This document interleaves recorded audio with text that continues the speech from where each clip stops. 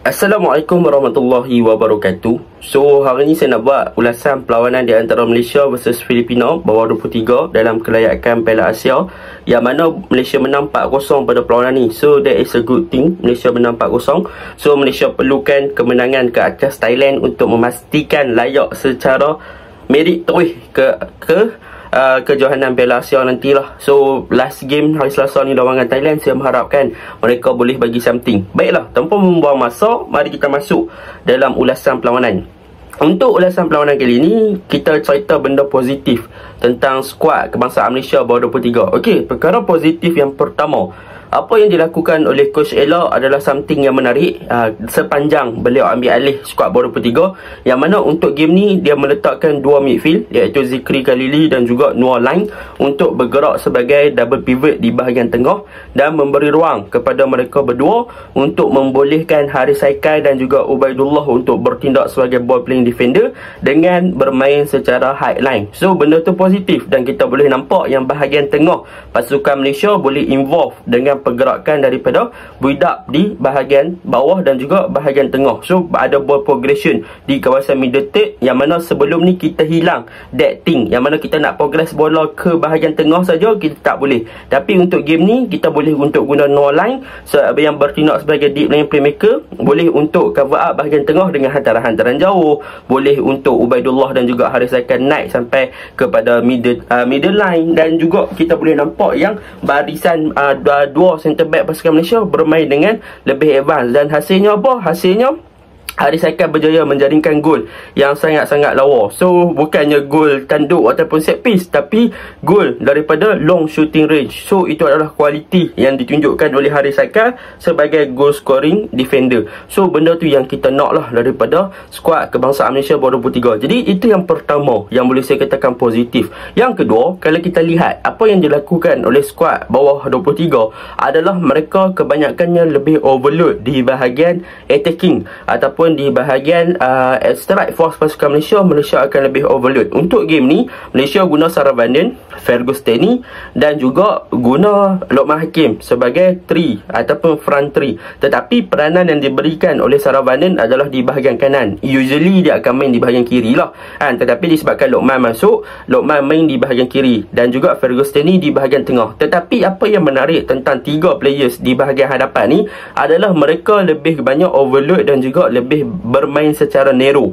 Bermaksud Malaysia tak bermain dalam sistem Saravanan cover out winger, Lokman cover out wide area. Jadi mereka tak focusing on cover out wide area. Sebaliknya, apa yang dilakukan oleh Malaysia apabila mereka dah bermain dengan dua centre back, dua pivot dan dekat dua player dekat belakang dan juga di tengah, mereka telah push untuk barisan fullback, iaitu Azam Azmi dan juga Ruben Tiran di bahagian kiri untuk naik lebih atas, dia cover up bahagian wide area. So, mereka berdua ni lah yang akan ambil tempat winger di kawasan wide area, dan Saravanan dan juga Lokman Hakim akan lebih narrow, masuk lebih dekat ke bahagian tengah untuk cover up bahagian half space, dan Fergusteni as a striker. Jadi akan ada numbers of player dekat situ untuk overload di bahagian attacking. So, attacking Malaysia dia ada 3 player dekat narrow dekat tengah, satu di right half space iaitu Saravanan, satu di left half space iaitu Lokman, dan Fergusteni di center, dan di bahagian wide area di kiri Ruben, di kanan Azam Azmi,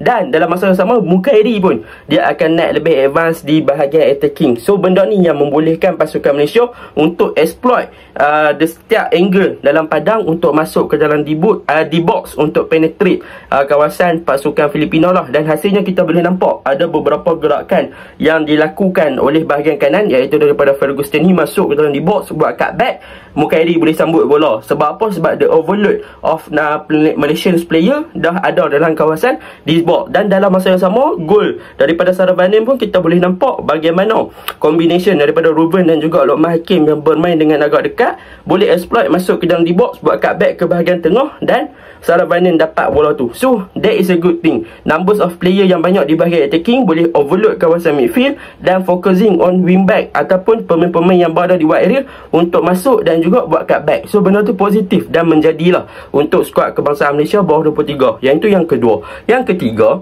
apa yang boleh saya katakan untuk skuad bawah 23 ni, ada beberapa player yang menarik minat saya, iaitu Fergus Denny. Macam saya cakap tadi, Fergus Denny diletakkan di bahagian sentral, tetapi untuk Fergus Denny, dia punya corak ataupun dia punya gaya permainan, mutu permainan adalah lebih kepada fleksibel. So kita boleh nampak yang dia boleh jadi player yang boleh jadi link up, boleh jadi target man dan boleh jadi assister. So kita boleh nampak untuk game ni memang Fergus Denny antara playmaker lah. Dia banyak menggerakkan bola untuk pasukan Malaysia. So that is a good thing. Untuk Saravanan, dia lebih kepada finishing, lebih kepada penyudah. Dia adalah finisher untuk pasukan Malaysia dengan gol-gol yang boleh dikatakan agak versatile apabila dia lebih berbahaya berada di dalam D-box. So benda tu positif lah untuk skuad kebangsaan Malaysia. Di second half ada berlakunya pertukaran. Kita nampak lah Luqman Hakim untuk game ni dia mungkin tak berada di tahap dia yang baik dan dia injured untuk game ni. Walaupun dia ada satu peluang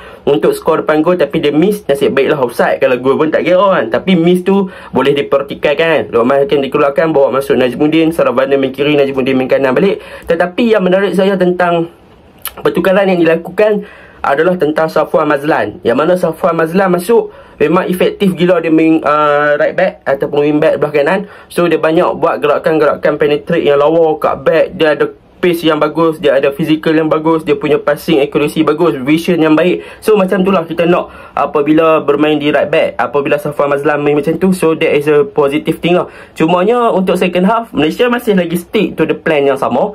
Cumanya daripada segi influence, daripada segi gerakan-gerakan, Malaysia boleh dikatakan agak kurang menjadi disebabkan banyak error yang dilakukan oleh pemain-pemain skuad kebangsaan bawah 23 daripada segi first touch, daripada segi ball control, daripada segi keseimbangan dan sebagainya. Banyak gerakan-gerakan serangan yang terbantut dan tidak beberapa menjadi disebabkan perkara-perkara ni. So benda ni agak mengecewakan lah. Kita boleh nampak sepatutnya Malaysia boleh buat decision making yang lebih bagus, boleh lebih tenang, tetapi di second half agak kelang kabut dan hanya boleh tambah satu jaringan sahaja. Padahal kalau boleh skor banyak, kita dah boleh pintah Thailand untuk duduk nombor 1-1. Boleh bagi secure sikit lah daripada goal different. Tapi sayang lah second half agak kurang sikit daripada segi ketenangan dan juga daripada segi fluence di bahagian attacking. So benda tu agak kurang lah. So saya harapkan lawan Thailand nanti boleh buat something yang lebih baik dan menang layak terus lah sebagai juara kumpulan. Itu je lah. Assalamualaikum.